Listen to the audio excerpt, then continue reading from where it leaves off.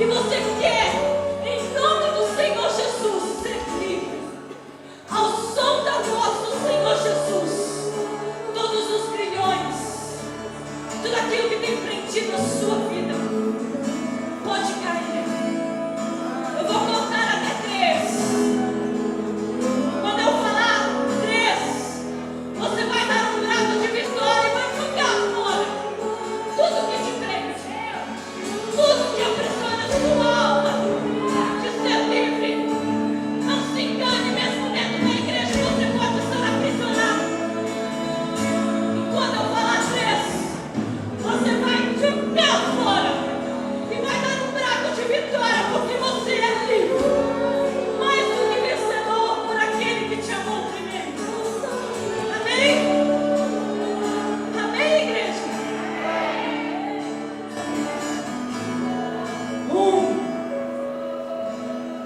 Louvor voluntário. Deixa ele sentir tudo que não presta saindo de dentro. Faça como se você estivesse pegando na sua mão. Você vai tirando de dentro de você. Conforme aquela palavra lá está escrita, fogo e glória. Todo fogo do Senhor Jesus irá limpar você. Quem crê que o poder do Espírito Santo pode fazer de você uma nova pessoa quando por aquela porta você sair? 2.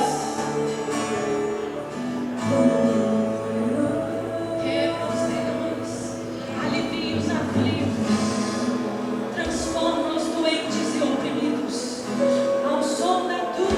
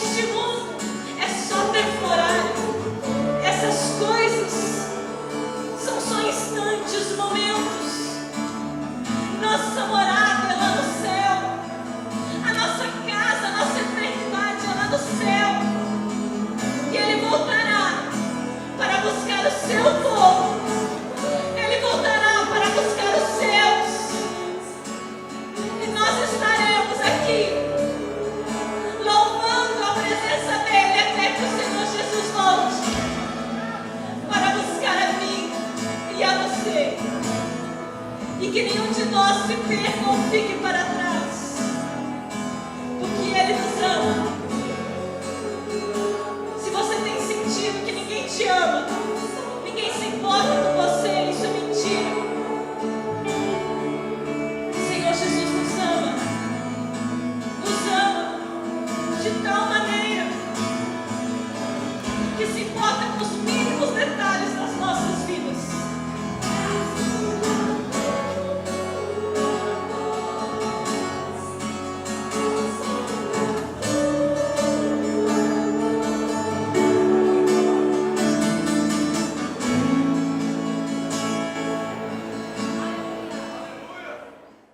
Graça e paz, amados, amém? Nós vamos ter um tempo de conversa. É claro que é uma conversa só minha, né? Porque vocês não vão poder responder, né? Mas é uma conversa. O tema que me deram, a direção me deu, foi missões como resposta de uma vida na presença de Deus. Um tema muito bonito. E o versículo base para essa palavra é o versículo de Isaías 6, 8. Eu sei que todas as palavras estão seguindo uma sequência neste texto de Isaías 6. E eu fiquei, então, encarregada de falar sobre o versículo 8, que diz assim: Então ouvi a voz do Senhor conclamando: Quem enviarei? Quem irá por nós? E eu respondi: Eis-me aqui, envia-me. Esta é a tradução da NVI. Na tradução mais tradicional e mais conhecida, eis-me aqui, envia-me a mim. Todos nós sabemos de cor este versículo. Bom, para falar sobre esse assunto, é impossível eu falar sobre isso sem lembrar de como o Evangelho chegou para Goiás. De como o Evangelho foi trazido para nós, para os nossos antepassados, para a minha família, para o meu avô, para os meus pais. E quem trouxe o Evangelho foram os missionários. Vamos repetir isso? Quem trouxe o Evangelho para Goiás foram os missionários. Esses missionários eram ingleses ou americanos. Principalmente ingleses, os mais antigos. A Inglaterra foi nossa mãe espiritual. Ela mandou muitos missionários para trazer o Evangelho para nós. E hoje, nós somos os netos daqueles missionários e já temos mandado muitas pessoas para a Inglaterra para devolver a bênção que eles nos trouxeram e que agora estão precisando tanto. Não é verdade? E quando eles chegavam, eles eram muito bons, muito simpáticos, muito amáveis. Eu me lembro, quando eu era criança, de receber, os missionários eram recebidos na nossa casa, e eles se hospedavam lá, e dali eles iam para as outras fazendas, para as outras casas, levando o Evangelho. Então, era uma época muito especial, porque aqueles homens vinham de um país da Europa para o Brasil que era muito atrasado. Muito atrasado, porque o Brasil desenvolveu mesmo dos anos 70 para cá. Antes disso, o Brasil não tinha saneamento básico na maioria das cidades, e as crianças tinham muito verme, e então era uma época de muita pobreza. Muita pobreza. Eu só tinha um par de sapato. E eu não achava pouco porque eu tinha sapato. Porque muita gente não tinha sapato. Então, normalmente, eu tinha um chinelinho e um par de sapato. E eu não era pobre. Eu não era uma pessoa pobre. Entendeu? Meus pais tinham um bom nível de vida. Mas é porque a vida era assim. Eu só tinha uma boneca. Eu ganhei uma boneca já grande, quando eu já estava com 7 anos. E era a minha primeira boneca. Mas era assim, a gente fazia boneca de pano, a gente fazia boneca de sabugo de milho, essas coisas assim, a gente inventava boneca. E foi nesse Brasil que os missionários chegaram. E chegaram com tanto amor, com tanta simpatia. Eles eram simpáticos, eles eram engraçados. Eles eram engraçados principalmente porque eles falavam tudo errado. E nós ficávamos olhando, porque era muito engraçado ver os missionários falando. E a gente ria deles, mas eles não achavam ruim, porque eles eram preparados para aquilo. Então, a recordação que eu tenho dos missionários é recordação boa. E na igreja a esposa tocava um teclado que chamava harmônio, porque não era um teclado igual ao de hoje. Era um instrumento que deu origem ao teclado e que tocava, batia o pedal assim para sair som, porque ele tinha fole lá dentro. E aí, então, ela tocava aquele instrumento, o pastor pregava, depois ela separava as crianças e contava história com o franelógrafo, que era assim, top. Topíssimos, né? A história de franelógrafo. Então, a gente via aquilo e ficava sonhando em um dia também poder ser missionário. Em um dia também poder ser usado por Deus para levar a palavra de Deus para muita gente que não conhecia. Porque nós ficávamos maravilhados de ver aquelas pessoas se convertendo, chegavam bêbadas na igreja e se convertiam e deixavam a bebida e se transformavam. E aquilo então, aquela vida dos missionários, era para nós como um espelho que a gente olhava, como a Bíblia diz que nós somos cartas escritas e lidas por todos os homens, escritas pelo Espírito Santo. Aqueles missionários tinham essa vida. E a gente olhava o relacionamento deles, nós olhávamos o tanto que aquela missionária era boa dona de casa, como as coisas eram arrumadinhas, cheirosinhas dentro da casa dela, e como aquele missionário era bom marido, a forma que ele andava com aquela mulher, a forma que ele se comportava nas horas mais difíceis. Eles nunca negavam uma oração. Quando estávamos passando por momentos difíceis, eles estavam sempre prontos para orar por nós. Se tinha alguém doente, eles eram os primeiros a chegar para fazer uma visita. Se morria alguém, eles estavam ali, presentes o tempo todo. Então, era um chamado especial, porque missões é chamado de Deus, amém? Vamos repetir isso? Missões é chamado especial de Deus, amém. Então, agora voltando aqui, deixando essa introdução de lado, eu quero voltar aqui para o versículo. Isaías estava no início. Ele estava iniciando a vida dele como profeta, porque vocês veem que nós estamos estudando o capítulo 6, e são 66 capítulos o livro de Isaías, que conta toda a trajetória dele. Então, nós estamos no capítulo 6, tinha uma história muito grande pela frente ainda. E Isaías ainda não tinha noção do que Deus tinha para ele. Ele estava ali, desesperado diante do Senhor, por quê? Porque ele precisava purificar a vida dele. Ele não se achava digno de servir ao Senhor. Ele precisava purificar a vida dele, e vocês já viram, por pregações anteriores, que ele teve a sua língua purificada quando ele foi tocado como brasa, com algo como uma brasa, purificando a sua língua. Quando nós entramos na presença do Senhor, melhor dizendo, e dizemos para o Senhor, Senhor, eu quero te servir, eu quero entregar a minha vida para o Senhor quer purificar a nossa vida, porque não serve para o Senhor alguém com a vida toda descontrolada servindo a Ele. Toda pessoa que tem uma vida desregrada, uma vida sem compromisso, uma vida desorganizada e vai servir ao Senhor, ela pode até ganhar algumas almas para Jesus, sim. Só que ela tem uma brecha muito grande. A qualquer momento a vida dela desmorona. e desmorona feio. Nós temos hoje muitos pastores que estão lutando com filhos homossexuais. E os pastores falam, onde eu errei?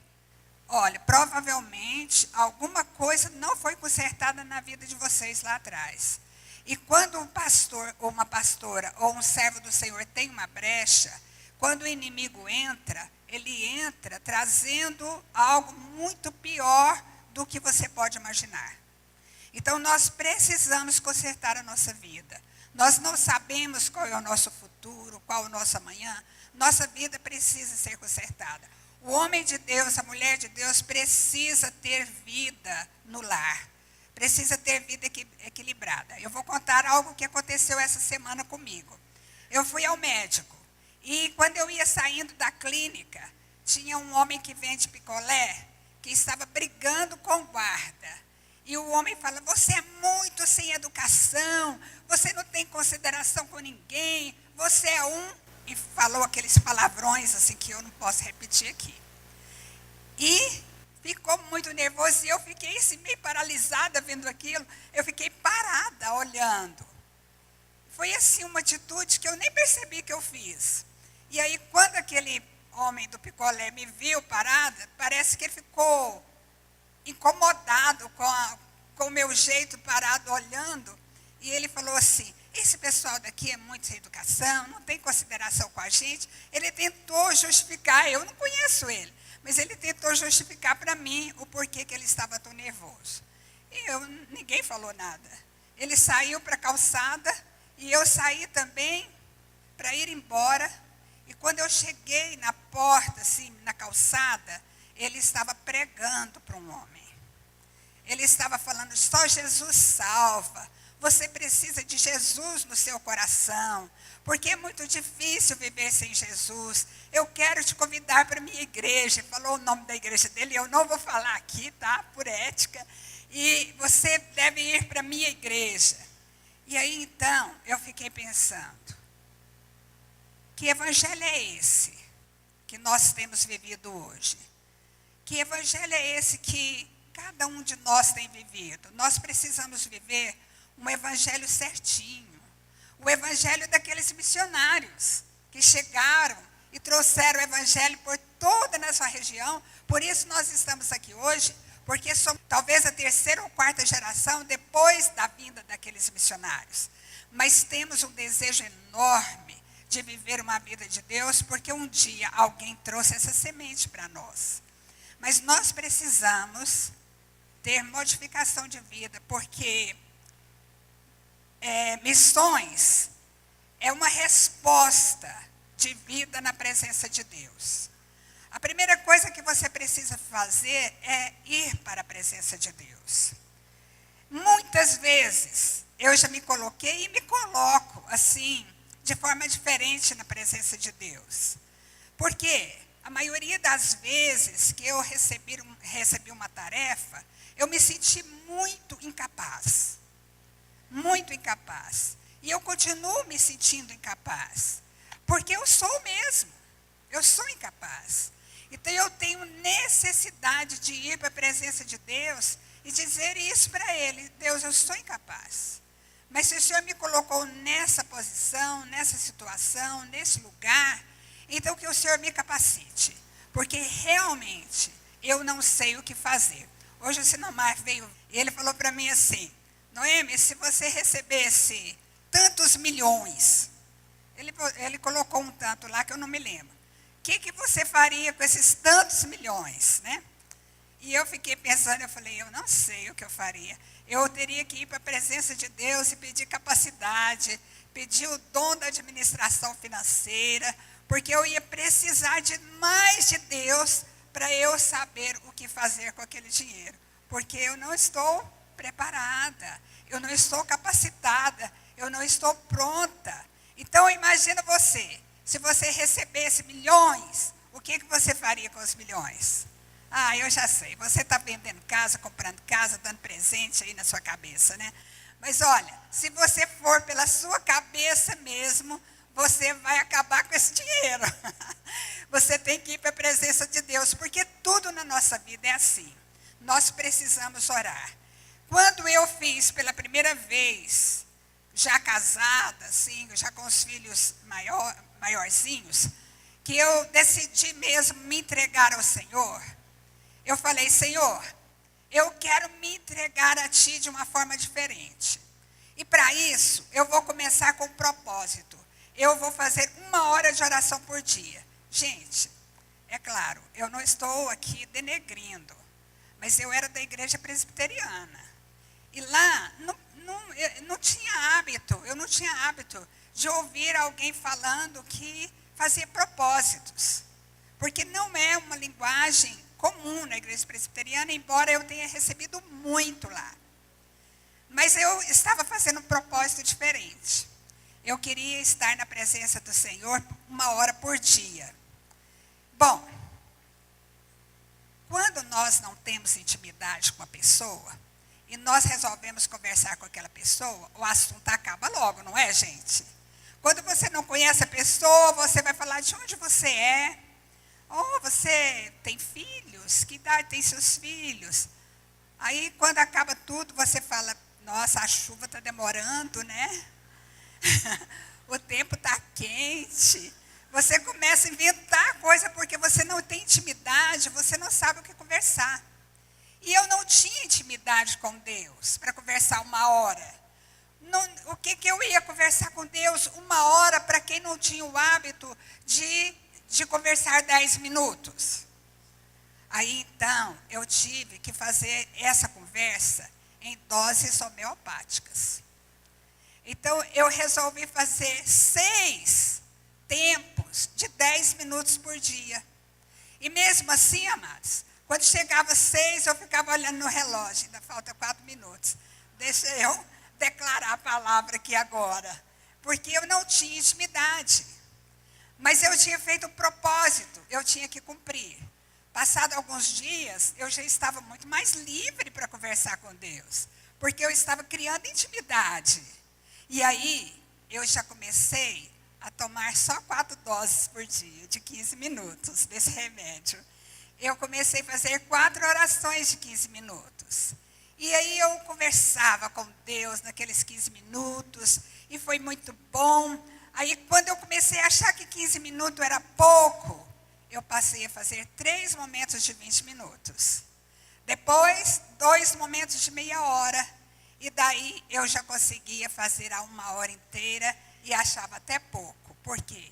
Porque eu criei intimidade com Ele. E conversar com alguém que a gente tem intimidade, o tempo passa muito depressa. Não é verdade, gente? Não é verdade? E é relacionando que o seu amor cresce. E o meu amor também foi crescendo.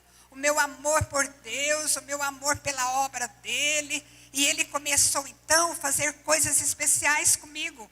Ele começou a me dar dons. Ele viu meu coração, o meu desejo de intimidade. E Ele começou a me dar dons. Que coisa maravilhosa é poder se entregar totalmente ao Senhor. Isaías estava crescendo em intimidade. Isaías tinha sido escolhido por Deus, assim como você foi escolhido por Deus. Por isso você está aqui. Vamos repetir isso? Eu fui escolhido por Deus. Por isso eu estou aqui. E aí que vem uma coisa estranha. Só estava Isaías e Deus. Só eles dois.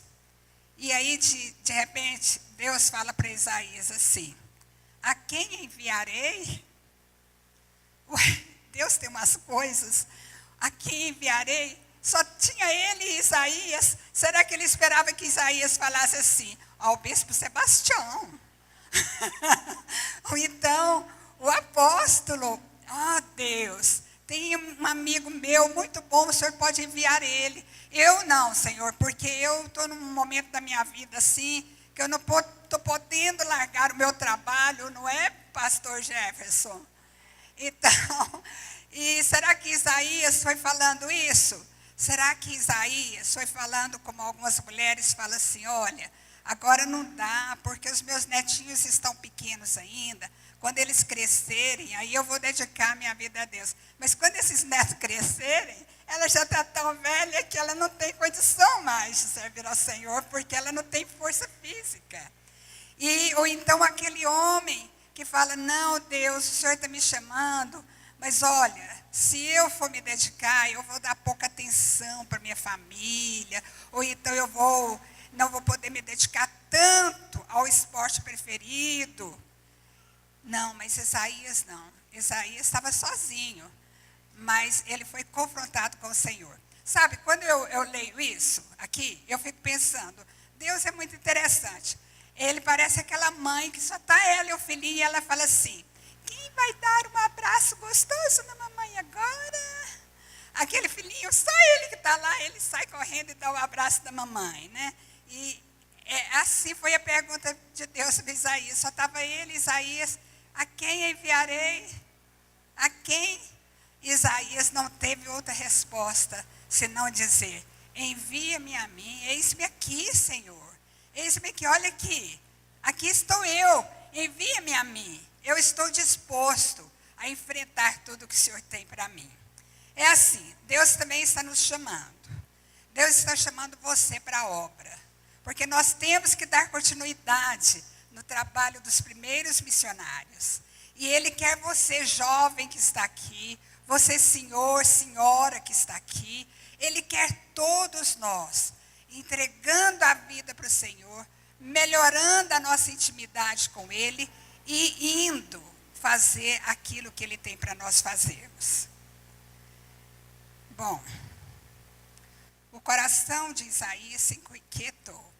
E eu quero também que o Senhor possa colocar agora alguma inquietação no seu coração. O meu objetivo aqui é deixar seu coração inquieto.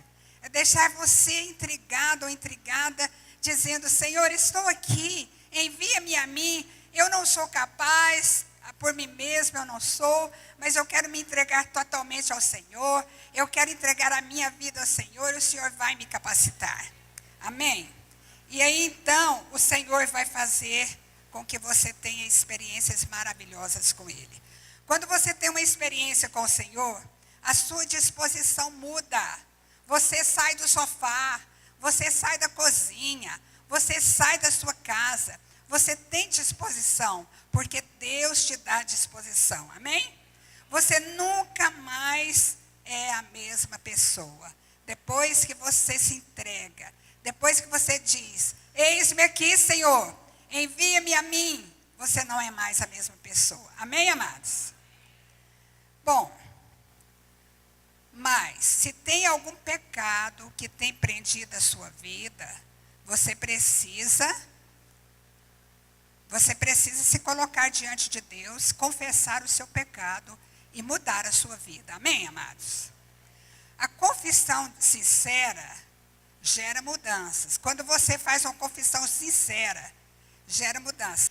Eu vou contar outro acontecimento dessa semana. Uma pessoa da igreja me procurou, mas uma pessoa que está tão perdida. É uma mulher que está tão mal na sua vida pessoal. E ela chegou para mim e perguntou, apóstolo, o que você e o apóstolo esperam de nós, de mim e do meu esposo? Eu falei, o que nós esperamos hoje de vocês é que vocês consertem a sua vida. Porque com a vida que vocês estão levando, nós não podemos esperar nada de vocês.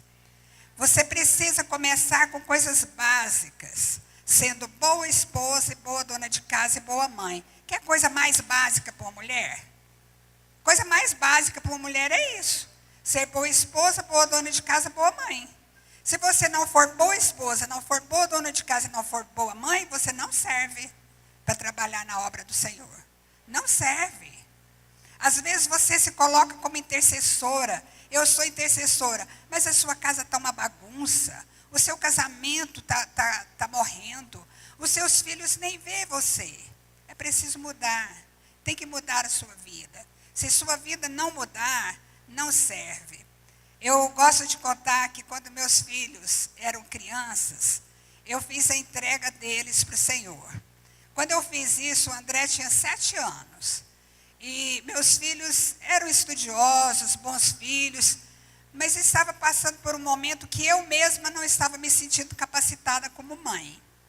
E aí eu cheguei na cama de noite de cada filho e entreguei cada filho para o Senhor. E a minha entrega, até hoje eu fico assustada com ela, porque eu fui na cama do mais velho, fiz a oração, depois do segundo, do terceiro, a mesma oração. E eu falei para o Senhor, Senhor, eu quero entregar esse meu filho para o Senhor fazer o que quiser na vida dele. Se o Senhor quiser fazê-lo um homem bem-sucedido na vida, amém. Se o Senhor quiser fazer dele um pastor, amém. Um missionário, amém. E mais uma coisa eu peço ao Senhor, não deixe que este filho vá para o mundo. Se por acaso ele for para o mundo, ou ele quer ir para o mundo, antes que ele vá, o Senhor pode levar. Pode levar meu filho, ele é seu. Eu estou entregando para o Senhor. Mas eu não quero o filho no mundo. Eu prefiro perdê-lo em termos, dando este filho para o Senhor levar, do que ter um filho nas mãos do inimigo. E aquela oração foi uma oração muito doída, muito chorada, muito sofrida. Vocês imaginam uma mãe fazer uma entrega dessa? Foi muito sofrido, muito. Mas olha, eu entreguei enquanto eles prestavam. Porque tem muita mãe que entrega o filho para Deus, depois que o filho já está nas drogas, não presta para nada, já é ladrão, já está lá na cadeia. Ah, agora eu entreguei meu filho para Deus. Entregar porcaria para Deus? Tem que entregar quando é bom. Tem que entregar quando é bom, não é? Deus não quer porcaria, não. Se a gente vai dar coisa para Deus, a gente tem que dar porque é bom. Então, entrega seus filhos para o Senhor enquanto eles são bons. Amém? Porque Deus espera coisas boas. Amém. Nós precisamos ter uma vida integralmente dedicada ao Senhor. Se nós quisermos servir ao Senhor, nós precisamos entregar a nossa vida integralmente a Ele. Eu morei num condomínio por 5 anos. Depois que eu fiquei viúva, eu comprei uma casa no condomínio. Um condomínio muito reservado, muito gostoso. Eu gostava muito de morar lá. E quando eu comprei aquela casa, para morar sozinha, bem ali, na minha cabeça, aquela casa ia ser ótima, porque eu trabalhava muito e quando eu chegasse lá, eu ia simplesmente entrar, não conhecia ninguém, e eu ia poder cuidar das minhas coisas, ter meu tempo de oração, dormir, para no outro dia eu estar bem novamente. Eu não queria ter contato com os vizinhos, eu queria que lá fosse tipo um refúgio para mim. Mas que ilusão. Quem entrega a vida para o Senhor não tem refúgio em lugar nenhum. O refúgio é só na presença do Senhor. Eu mal cheguei naquela casa, passado alguns dias, alguém bateu na minha porta e eu fui atender, uma pessoa que eu nunca tinha visto, uma moça que trabalhava numa das casas. Eu fiquei sabendo que a senhora é uma mulher de Deus e mora aqui. Eu vim aqui pedir oração porque eu estou passando os problemas. E eu pensei, não. Aí tá, mas eu mandei entrar, lógico. E orei com aquela moça. E aquilo, a moça falou para todo mundo que eu tinha orado com ela. O resultado, gente, foi o condomínio que eu tive mais amigas, sabe? Eu tive tanta amiga naquele condomínio, eu tinha uma reunião semanal, eu tinha um culto mensal no condomínio, e eu juntava aquelas mulheres da Assembleia de Deus e daquelas outras igrejas todas, levávamos ali um convidado, e ali o povo do condomínio foi convertendo, e quando eu me mudei daquele condomínio, o próprio condomínio fez um levantamento sobre religiões. 70% dos moradores eram evangélicos. Olha, onde você for, não tem jeito. Você não vai ficar sozinha. Porque você é um missionário ou uma missionária. E onde você for, as pessoas estão te observando, estão te procurando, estão querendo a ajuda sua. E você tem que estar disposto. Aquele condomínio foi uma lição para mim, sabe? Eu morro de saudade, às vezes, de lá, e vou lá ver as minhas antigas amigas, porque elas são muito queridas. Eu fiz um relacionamento muito especial lá. Bom, Deus modifica a nossa vida. Deus nos reinventa sempre. E cada tempo da sua vida, Deus faz algo novo nela. Não pense você que já, igual Isaías, quando se entregou e falou, envia-me a mim, eis-me aqui, envia-me a mim. Ele pensou, pronto, agora estou pronto, que eu estou nas mãos do Senhor, e estava apenas começando. E você que hoje está dizendo, Senhor, eu estou aqui, envia-me a mim, está apenas começando. Daqui 20 anos, daqui 30 anos, a sua história é totalmente outra. Porque Deus terá escrito muitas coisas novas na sua vida. Amém, amados? Deus está à procura de homens e mulheres que queiram consagrar 100% a Ele. Eu sei que vocês já ouviram isso aqui muitas vezes, porque está tudo dentro do mesmo texto. Mas vocês não podem sair daqui e esquecer dessa palavra. Deus quer você 100%. Ele não quer só 70%. Ele quer 100%. Amém? No Salmo 101, 6, diz assim, meus olhos aprovam os fiéis da terra, e eles habitarão comigo. Somente quem tem vida íntegra me servirá. Está lá no Salmo 101, versículo 6. Se você não tem vida íntegra, você pode ter a partir de hoje. Busque integridade na sua vida. Nós não podemos, de forma nenhuma, estar como o vendedor de picolé, ou como aquela mulher que foi me procurar perguntando o que a igreja espera dela. Nós precisamos de consertar a vida. O meu apelo hoje é para que você conserte a sua vida e diga para o Senhor, eis-me aqui, envia-me a mim. O Senhor colocou a brasa na minha boca para purificar as minhas palavras. O Senhor tocou em mim, trazendo um novo tempo para mim, este desejo de te servir. Agora eu quero mudança de comportamento. Eu não quero ter mais a vida que eu estava levando. Eu quero chegar na minha casa e tratar bem os meus pais, os meus irmãos, os meus amigos, os meus colegas de trabalho, os meus chefes. Eu quero ter uma vida regular, uma vida íntegra. Eu quero consertar a minha vida. Eu quero consertar a minha fala. Tudo que eu falo precisa ser consertado. Se você está sendo tocado nestes dias aqui por essas palavras, faça um propósito diante de Deus. Comece um propósito novo. Eu gosto de propósitos, porque quando a gente faz um propósito, a gente cumpre, sabe? Fazer um propósito diante de Deus leva a gente a cumprir. Quando você faz só com você mesmo, você relaxa. Então, por exemplo, eu faço muitos propósitos.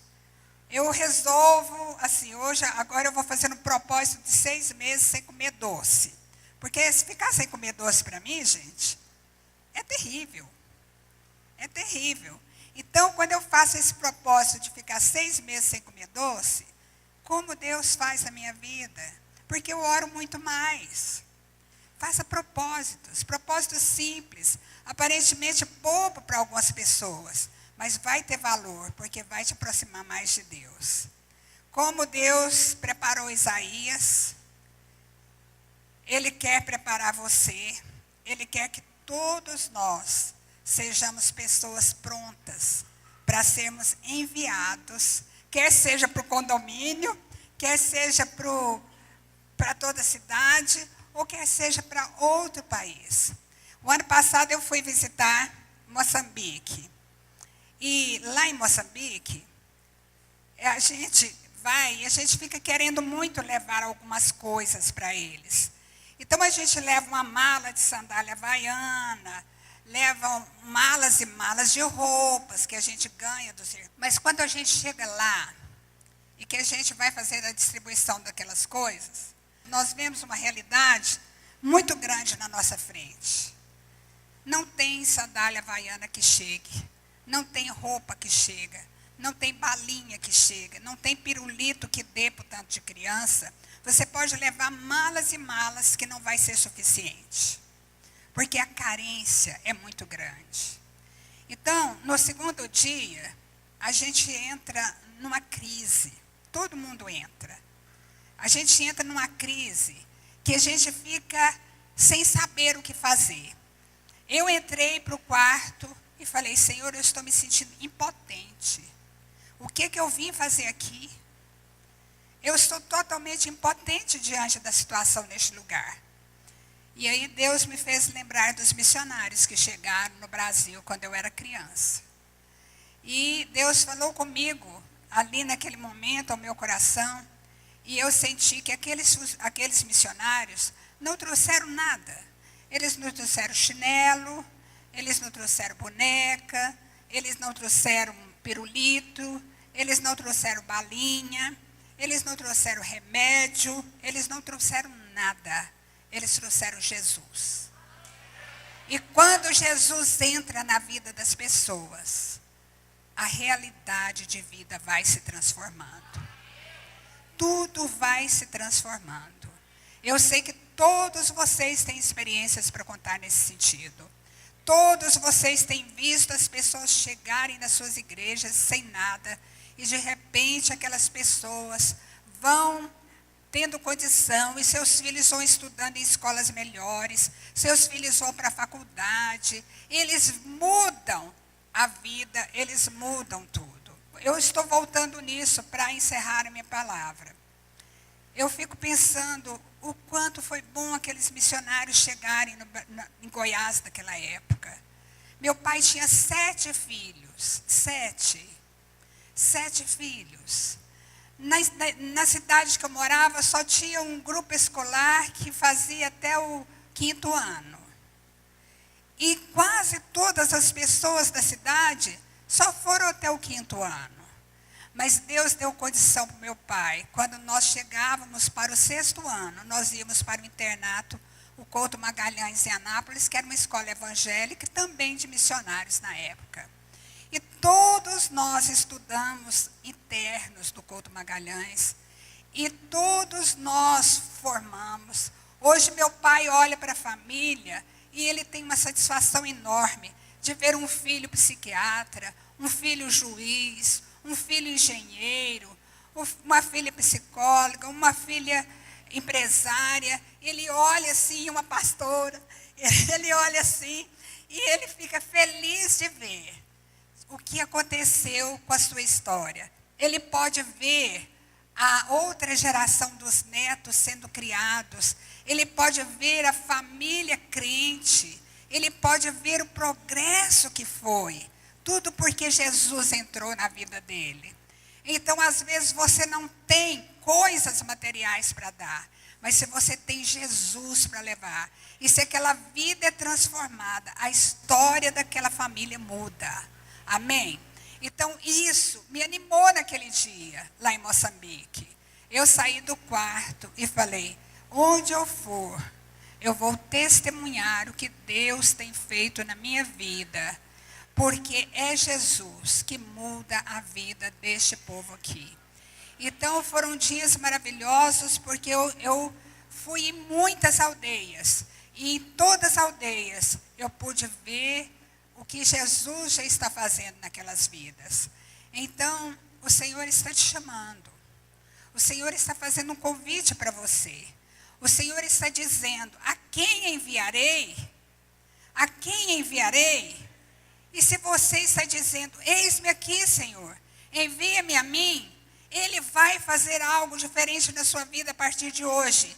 E a sua história vai mudar. Amém, amados? Vamos ficar de pé e vamos orar por isso.